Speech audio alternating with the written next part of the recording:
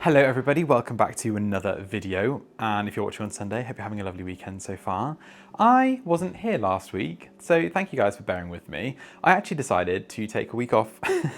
I have been really busy with work, and I'm not gonna lie, the house stuff has been taking up a lot of both Chad and my time. So you're not really going to get any house updates in this video, so if you're looking forward to that, then I do apologise. There's not really anything we can share with you other than last week, the week when I didn't film anything. We actually had our estate agent photos taken, everything's basically put up online, and the house is now officially, from today, on the market. So in about a week's time, we're hoping to have an open day where we'll have people that are interested come to the house, and hopefully from then on we should have some offers, and then hopefully at that point I can share some more with you. But other than that, we've not really got any news to share with you.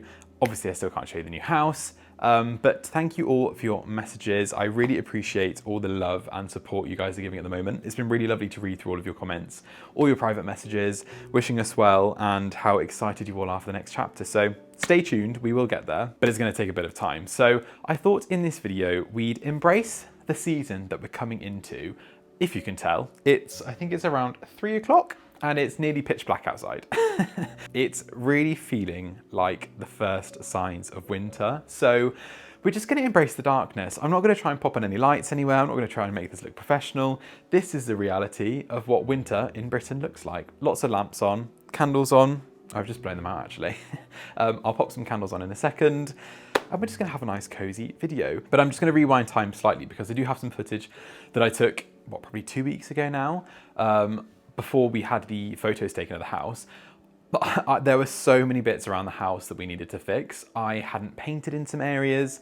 I'd never really shown you the bathroom. Guys, when I painted the bathroom last time, Truffle by Painted Paper Library, I just didn't finish it. I'm gonna be completely honest with you. So for about, is it a year, I wanna say? For about a year, there were bits in that bathroom that needed a third coat, just did not look very good. So I actually stressed and rushed last week trying to finish that bathroom. And in the process of that, I actually bought the wrong paint colour. So I will give you an update on what the paint colour now looks like. It's a bit of a darker shade than it used to be. But in essence, I had to run around the house, finish off lots of little jobs, sand, paint, fix things for when the photos were taken. So let's start off by showing you that, and then you can come back to me and then we can continue with the video.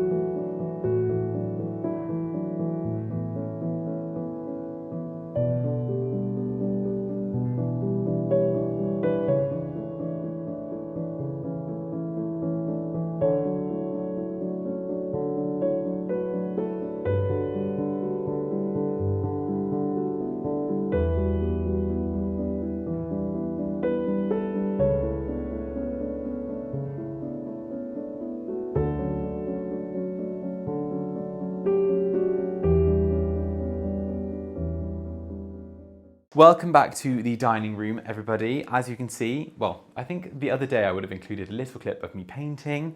I've touched up all around the window, all sort of down below the skirting board and behind the radiator.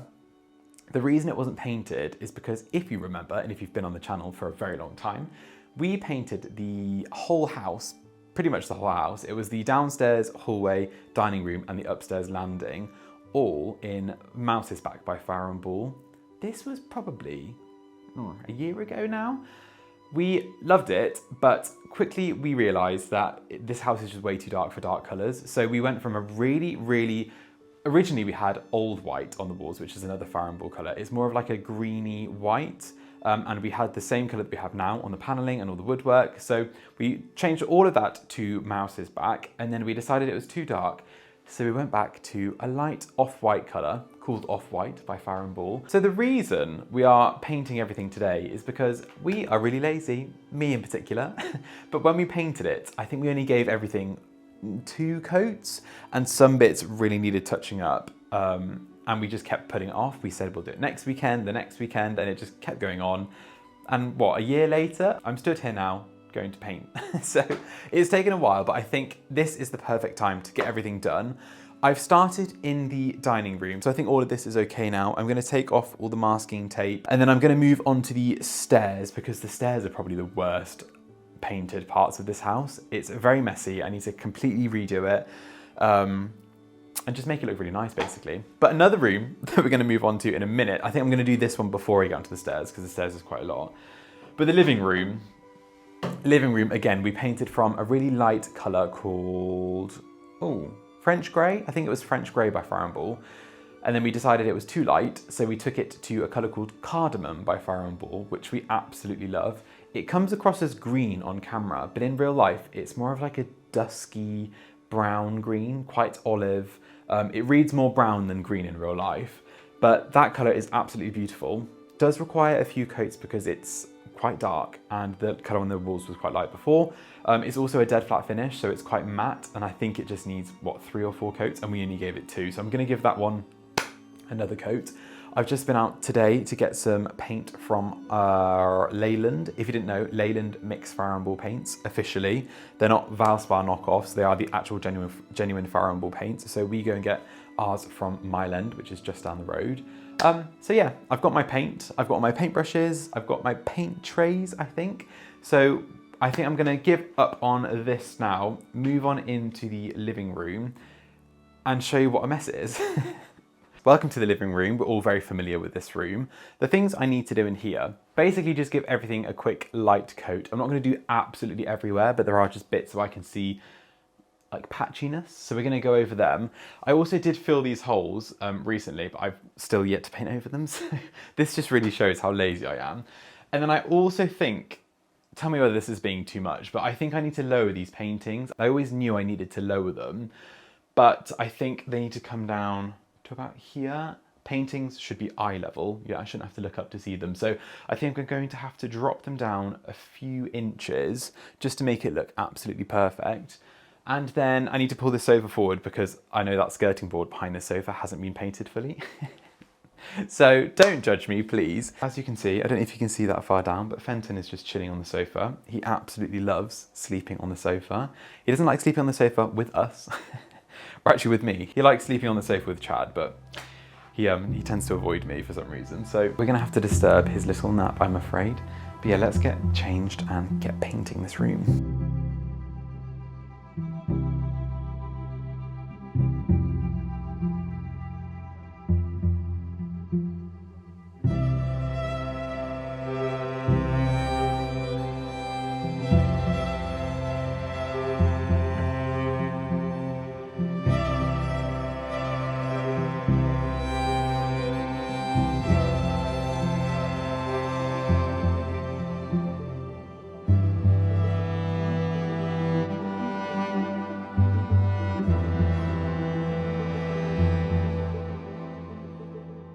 I think here you'll be able to tell how bad the paint job is. It's purely because we only gave it 2 coats, and this I think does obviously need 3.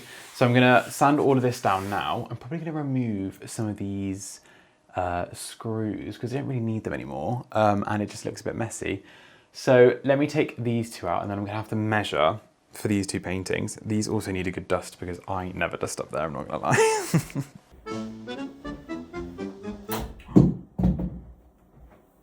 No.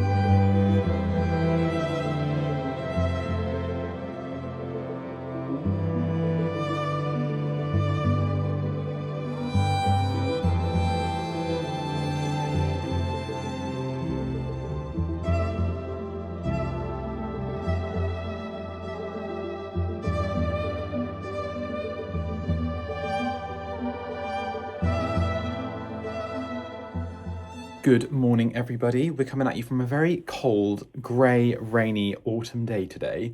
It's actually the day before Halloween, and I've woken up and realised we don't have any Halloween decorations.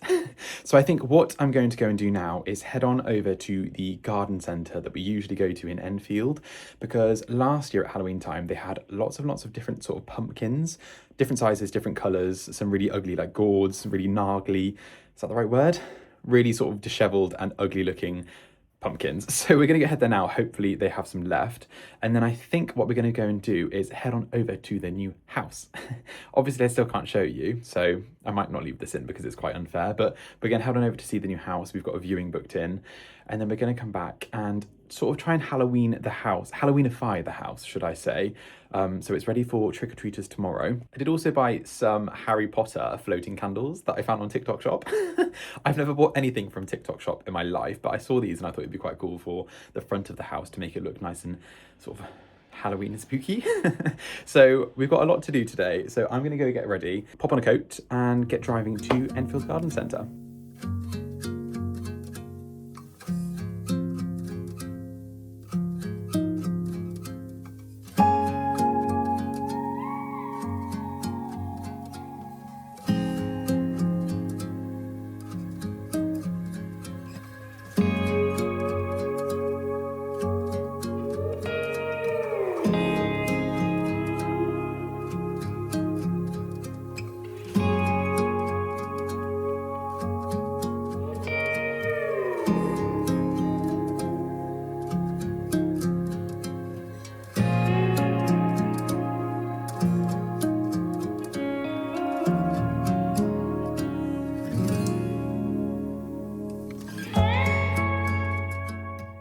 Right, so we've got all of our pumpkins.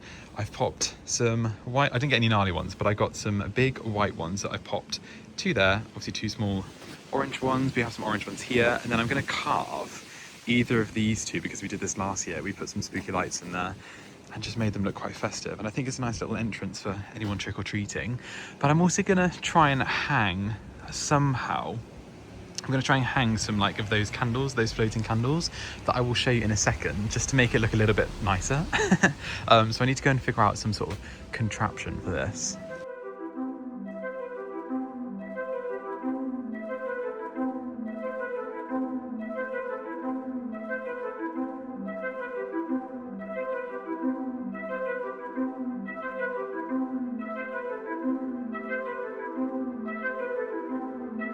So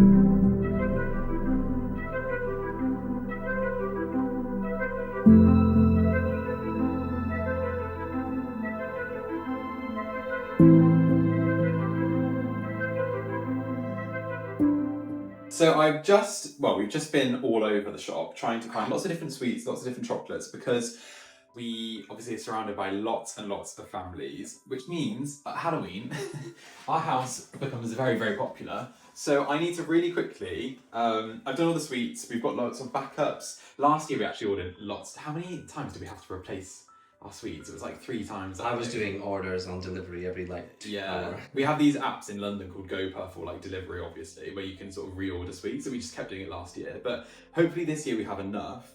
I need to do the pumpkins really quickly. We went to Enfield. Chad's going to want to do a wine review. Not a review, but if you are interested in our Halloween wine. What is it? It is this one. Is it the Antinori wine? It's the Badio, I can never say the last word, Passignano. Passignano, yeah. Yeah, but it's the Antinori one. A side note on the wine that Chad just showed you. The other night, we went to one of our local delis. It's an Italian deli run by a really lovely gentleman called Alessandro, who's Italian. I think his wife's she's Scottish-Italian, I think. She's half and half. Half and half, the two best. Terrible combination, by the way. Yes, very fiery. Don't recommend it.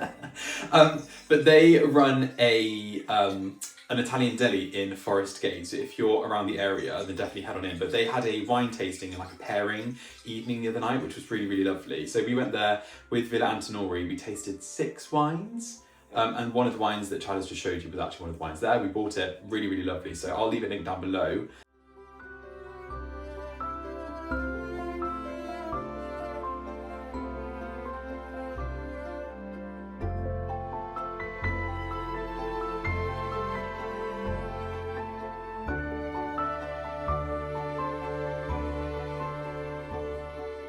Welcome to tonight's evening. It's going to be all Antinori.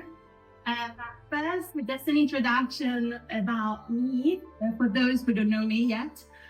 So my name is Silvia. I come from Florence, and I moved over to the UK 12 years ago to study at the wine school. So this is the reason why I came over, because I wanted to study wine in the UK. So this is where I took all my certificates from level 1 to level 4. And I eventually became an educator, so I teach at the wine school. And then I'm currently the brand ambassador for Antinori, which makes me very happy because, as Ali said, I'm from there. So it's like the end of a circle, eventually. So I'm very pleased to be here and introduce to you one of the oldest and most respected names in the world of wine. So Antinori started to produce wine back in 1385. So it's been about 600 years. They're now at the 26th generation. And ever since, they've been pioneers of innovations within tradition. They are very traditional in the way that they are producing wine, but also very attached to the family values. And at the same time, they are very open to new experiences. I have an estate called Montenisa in a very small area in Lombardy, which is called Franciacorta, that gives the name to the actual wine. Franciacorta means little France in reality, because they produce wines there that are made in the same method of champagne. We have a promotion on tonight, so any of the wines you've been drinking, a part of the Franciacorta, which we finished, we drank it all. Tonight you get 15% off the retail price, so I'll be giving you the discount prices if you are interested to get any of these bottles. Thank you, have a nice evening. On a side note, the other day during the meal, we had a focaccia with stracciatella and mortadella, and it was one of the best sandwiches I've ever had. So we popped in today and got another one. I don't know how appealing this is going to look on camera. This is like the proper focaccia you get in the side streets of Italy. It's really, really lovely. And fun note, I actually didn't know that the inside of burrata is called stracciatella.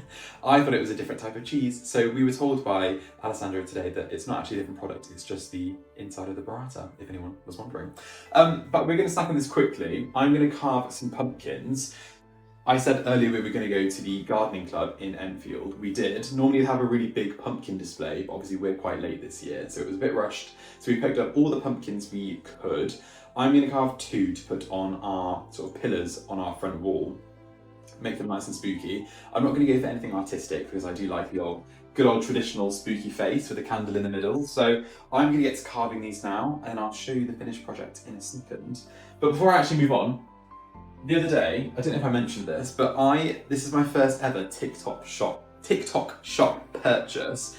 I bought the Harry Potter floating candles. I actually bought the wrong batteries for this, so I've just placed another order for the AAAs. But basically, you hang these all up on wires, and it looks as though they're floating, and it comes with a wand that I won't be using because that looks a bit cringe. But I'm going to hang these outside the front of the porch again, and I'll show you what that looks like in a second. So I've got a lot to do in a very short amount of time, so let's get cracking.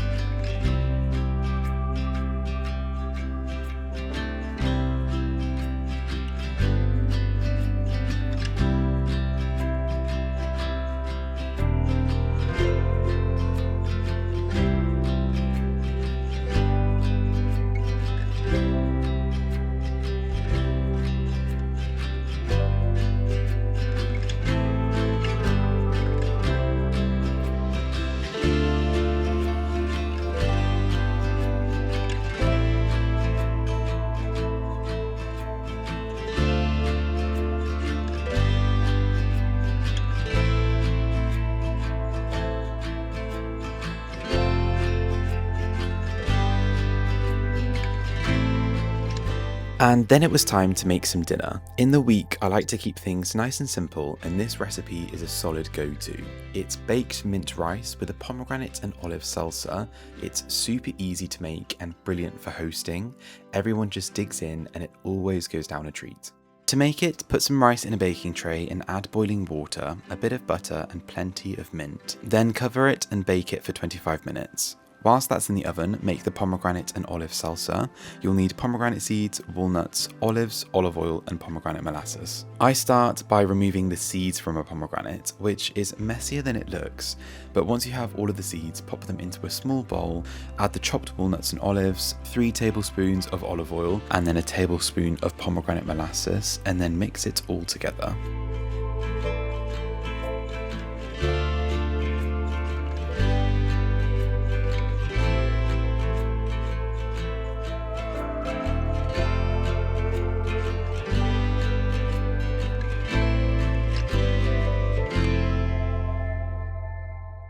Once the rice is baked, take out the mint stems and then stir through the salsa, and then I like to finish by crumbling in some feta cheese. This goes well with so many things, but that evening we had it with lamb, which was perfect. Again, this is another recipe from Ottolenghi's Simple Book, so I will leave this link down below, or if you have the Simple Book, it's in there. It really is such an easy, flavorful dish for a busy weekday, and you're all done in around 30 to 35 minutes. And that brings us to the end of the video. I hope you enjoyed. Have a lovely rest of your weekend, and I shall see you next Sunday for another one.